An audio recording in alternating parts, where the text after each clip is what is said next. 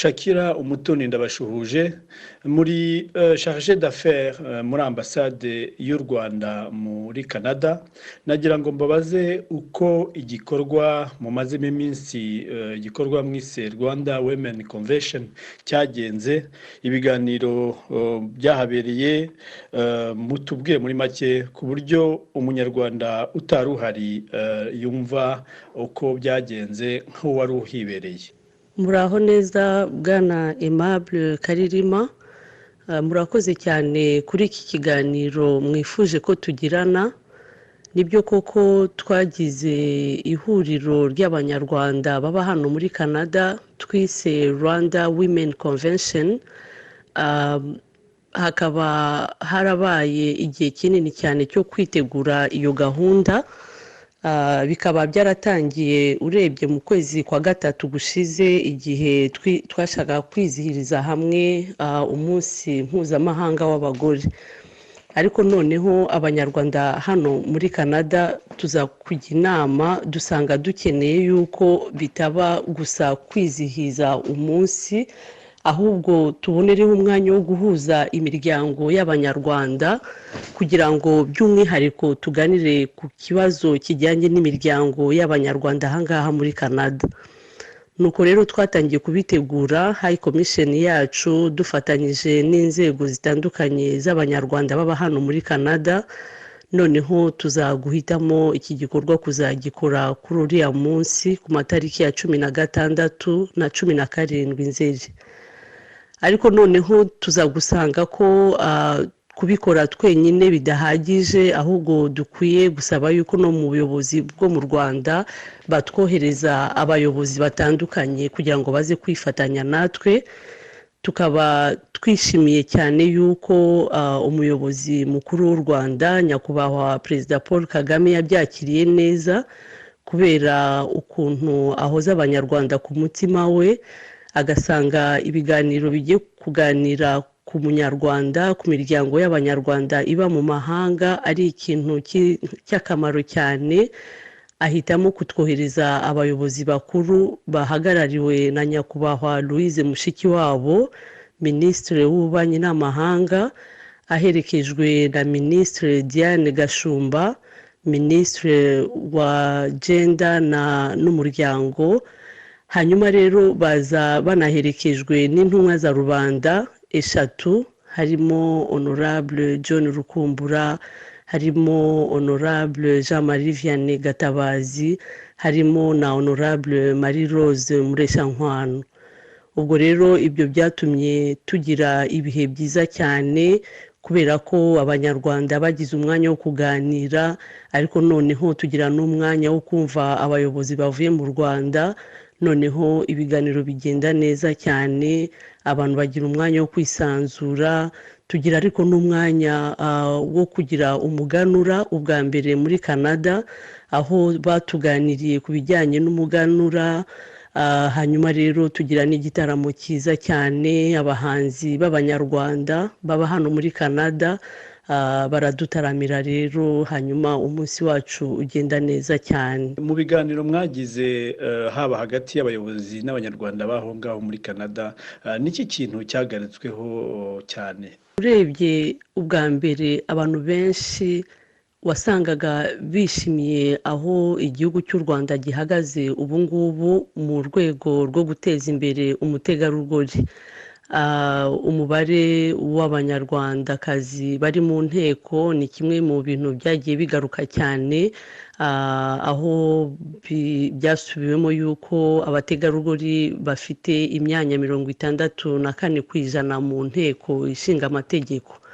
Ariko hejuru y'iyo mibare abantu bishimiraga uburyo umutegarugori wa wundi wo hasi amaze gutera imbere, bitewe n'uko uwo mubare w'abategarugori mu nteko, kimwe mu byagezweho ari uko hari amategeko menshi cyane yagiye asubirwaho, ugasanga cyangwa se n'amategeko atabagaho yagiye agerwaho ubu ngubu, aho umutegarugori asigaye afite uburenganzira nk'undi munyarwanda wese, nk'undi muntu wese, aho ashobora kuzungura, aho ashobora kugira uburenganzira ku mutungo, aho ashobora gufata ibyemezo biteza imbere ari we ku giti cye ari n'umuryango we. Ibyo rero ni ibintu byagiye bigaragara cyane mu biganiro, ariko nanone kubera ko ari ibiganiro byaberaga muri Canada, tureba n'abategarugori bari hano muri Canada, ibiganiro byagiye byibanda ku challenges abanyarwandakazi bahura nazo hano mu mahanga.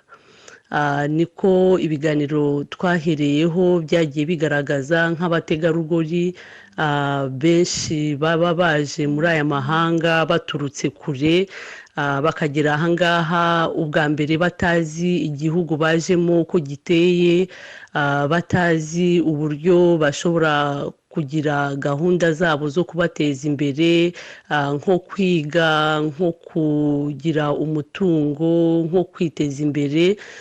Ibyo byose byagiye bigaragara ko ari ibibazo abenshi bahuriraho, ariko by'umwihariko abategarugori.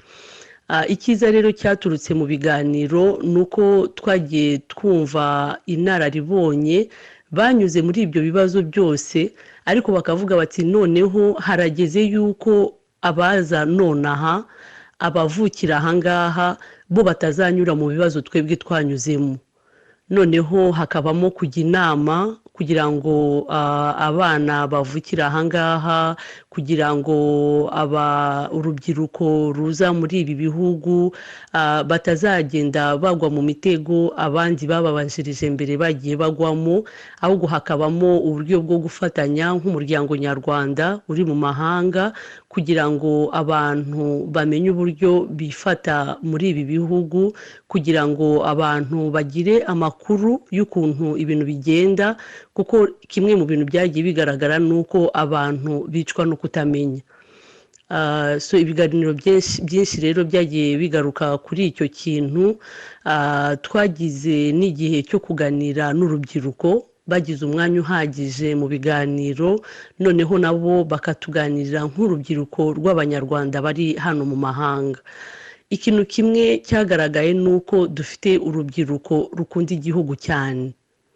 Nabo bagiye bagaragaza ingorane bagenda bahura nazo, cyane cyane izo kutamenya ururimi, aho usanga abana benshi bakurira hano mu mahanga cyangwa se abahavukira bagiye bagaragaza yuko bafite icyo kibazo cyo kutamenya ururimi rw'ikinyarwanda.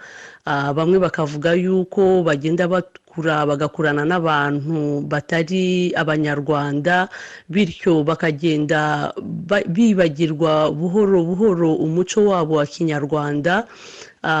Noneho icyadushimishije ni uko muri ibyo biganiro abantu bakuze, ababyeyi bagiye nabo bagaragaza ko ari ikibazo bazi, ahubwo tugenda twumva na za gahunda hirya no hino muri iki gihugu cya Canada, aho abantu bagerageza noneho gushyiraho gahunda zo gufasha abana bakiri batoya kwiga umuco nyarwanda.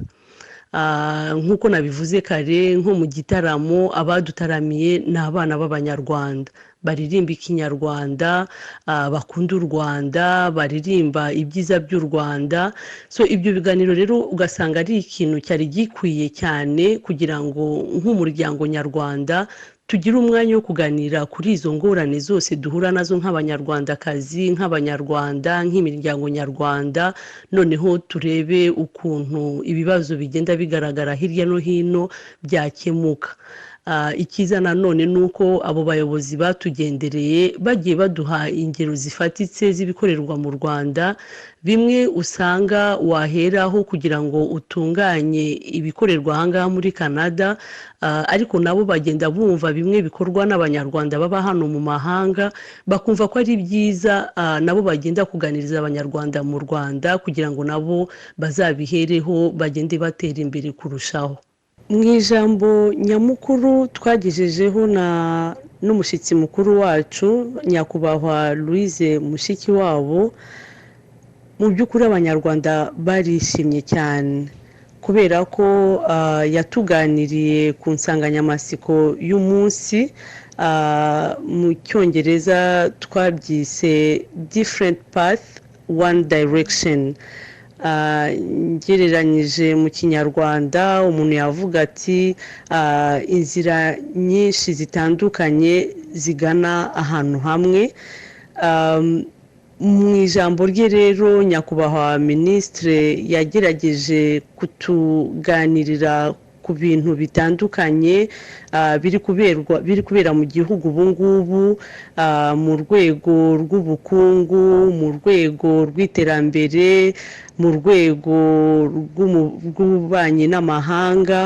Ariko icyashimishije abantu cyane ni uburyo yaganiye, yego atangira aganira nk'umuyobozi, ariko noneho akomeza aganira nk'umunyarwandakazi usanzwe, aganira nk'umugore, aganira nk'umubyeyi, aho yagiye akora ku ngingo zitandukanye z'ubuzima bwacu bwa buri munsi nk'abategarugori, imibanire mu ngo z'abantu, ariko cyane cyane agaruka ku bijyanye n'umuco nyarwanda, ikintu cyerekeranye no kwihangana, aho yagiriye inama abantu bari bitabiriye inama, baba abahungu baba abakobwa, abigisha cyane uburyo bagomba kugira ukwihangana mu buryo bwo guteza imbere ingo zabo, kuko turabizi ukuntu muri ibi bihugu abantu buri munsi bumva ko abantu batandukanye.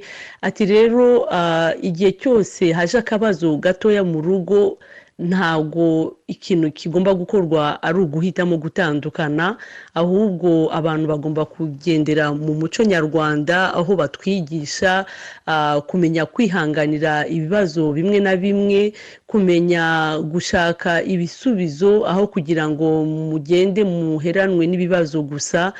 Mu by'ukuri yaganiriye abanyarwanda mu buryo buri muntu yahavuye anyuzwe cyane, kandi yagiye atanga ingero z'ubuzima bwe bwa buri munsi. Ibyo rero byatumye abantu bumva yuko ibyo biganiro atari disikuru ya politike, ahubwo ari umuntu wabyiteguye ashaka kuza kuganira n'abanyarwanda ku bijyanye n'ubuzima bwabo bwa buri munsi. Shakira Umutoni, nagira ngo mbabaze niba muri Canada namwe mwiteguye kuzajya kugirana ikiganiro na Perezida wa Repubulika y'u Rwanda Paul Kagame, aho azahurira n'abanyarwanda ku itariki 24 Nzeri ejo bundi i San Francisco. Mwaba mufite iyo gahunda yo kuzajya kuganira n'abayobozi b'u Rwanda namwe muturutse mu gihugu cy'igituranyi cya Canada, nk'uko muri hafi aho ngaho ya Leta Zunze Ubumwe za Amerika? Nibyo koko hari iyo gahunda, nyakubahwa Perezida wa Repubulika azahura n'abanyarwanda muri Amerika, muri San Francisco, mu munsi wiswe Rwanda Culture Day, aho umuco nyarwanda uzahabwa umwanya munini cyane, abatawuzi bawumenye, abawuzi bawubyaza umusaruro mu buryo bwo guteza imbere umuryango nyarwanda. Icyo nababwira rero ni uko gahunda nk'izo ngizo iyo zabaye mu gihugu kimwe cyangwa ikindi hano muri Amerika, haba muri Canada cyangwa muri Leta Zunze Ubumwe za Amerika, abanyarwanda barafatanya. Mu kanya twavugaga kuri gahunda ya Rwanda Women Convention yabereye Montreal muri Canada. Abanyamerika cyangwa se abanyarwanda batuye muri Amerika baje kwifatanya natwe. Ni muri urwo rwego rero n'abanyarwanda batuye hano muri Canada ubu batangiye kwitegura cyane kugira ngo bazitabire ari benshi cyane iriya gahunda ya Rwanda Culture Day. Ni benshi babyiteguye, cyane cyane abari mu mijyi yo muri West yegeranye cyane na San Francisco, aho ndavuga abanyarwanda bari mu mijyi ya Calgary, Edmonton, abari za Vancouver no mu bice by'aho ngaho bose. Ni benshi cyane mu by'ukuri bazitabira iriya gahunda kugira ngo bifatanye n'abandi banyarwanda bazaba bayitabiriye. Shakira Umutoni, ndabashimiye kubw'uyu mwanya mwafashe namwe mukatuganiriza kuri gahunda ya Rwanda Women Convention uko yagenze aho muri Canada nuko abashyitsi mwari mufite babaganirije, mukatubwira nuko mwiteguye kuzajya gufatanya n'abandi muri Amerika, aho Perezida wa Repubulika Paul Kagame azaganira n'Abanyarwanda mu minsi iri imbere ku itariki 24 Nzeri muri uyu mwaka wa 2016. Ndangije rero mbifuriza ibihe byiza. Namwe mwakoze cyane Aimable Karirima, natwe twishimira akazi mukomeje gukora ko kubwira Abanyarwanda amakuru abera mu Rwanda n'abera mu mahanga. Nkaba nanone ndangije nshimira cyane ubuyobozi bwacu ukuntu bakomeje gushyigikira Abanyarwanda baba mu mahanga, ariko nshimira byimazeyo Abanyarwanda baba hano muri Canada. Mu by'ukuri ni ukubera umurava wabo, ugukunda igihugu bafite, ukwitangira gahunda ziteza imbere Abanyarwanda muri Canada, ariko no guteza imbere gahunda zitandukanye zibera mu Rwanda. Nkaba nishimiye cyane yuko mu bufatanye n'aba Banyarwanda twashoboye kwesa umuhigo wacu, Rwanda Women Convention Canada ikaba yaragenze neza. Murakoze cyane.